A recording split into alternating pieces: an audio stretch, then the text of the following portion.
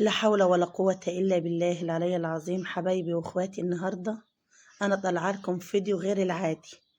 النهاردة طلعت فوق في العشة بتاعة الفراخ. الفيديو النهاردة حتة أنا مبني كله على توعية للي معاه دواجن فراخ.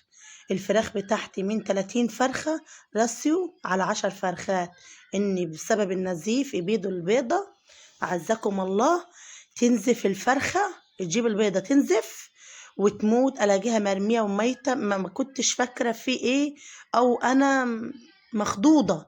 يعني بصوا، انا حبيت اوريكم الفراخ هي والبيض فيها الدم. انا كده عزكم الله، يعني انا منجه البيض اللي ما فيهوش دم ياما، يعني عشان المنظر بس قدامكم.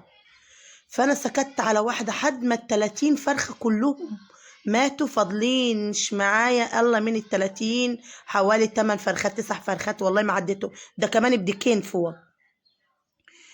فانا جايه النهارده توعيه لاخواتي اللي بيربوا الدواجن وبيربوا الفراخ البياض اللي بتبيض، وبالذات لو في ناس كمان بتسترزق مني.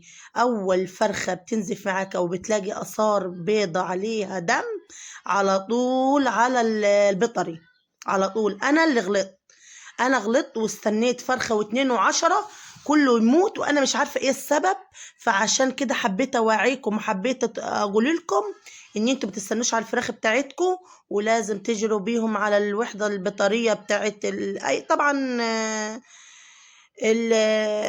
الصيدليات البيطريه في كل مكان. ما تستنيش تقولي هيروجوا وهيخفوا، مش هيروجوا ومش هيخفوا. انا عملت خلطات وعملت وصفات، وكنت بجيب وصفات من على النت وكله على النزيف ده وما رجوش. والحمد لله على كل شيء، وعلى رأي المثل اللي يجي في الريش دي بكسيش. بس انا والله من جوايا الحمد لله، الحمد لله رب العالمين ان فراخي كلها ماتت، وما فضلش فيها الا حاجه بسيطه خالص. وحبيت اوريكم ان البيطري عطاني الدواء ده وعطاني العلاج ده، وانا حطيت لهم منه. وهو الحمد لله انا حتى البيض الولاد يعني لما يشوفوا المنظر ده ما بيرضوش ياكلوا البيض، ما بيرضوش والله بياكلوه. الله بكسر وارمهولهم برضه فيتامينات ليهم. فهو ده بيبقى نقص كالسيوم ونقص حديد للفيتامينات للفراخ. فلازم تيجي على الواحدة البيطرية أو الصيدلية البيطرية لازم يدوك علاج. أنا عطوني علاج، وهو ربنا يا رب يشفي اللي باقيين، والحمد لله على كده. حبيت أوريكم برضو الزرع معي لما طلعت كنت متعكنين، حبيت أوريكم خضار وأوريكم الزرع والطبيعة. وربنا يا رب يعمر بيوتنا. حبيت أقول لكل إخواتي والسلام عليكم ورحمة الله وبركاته.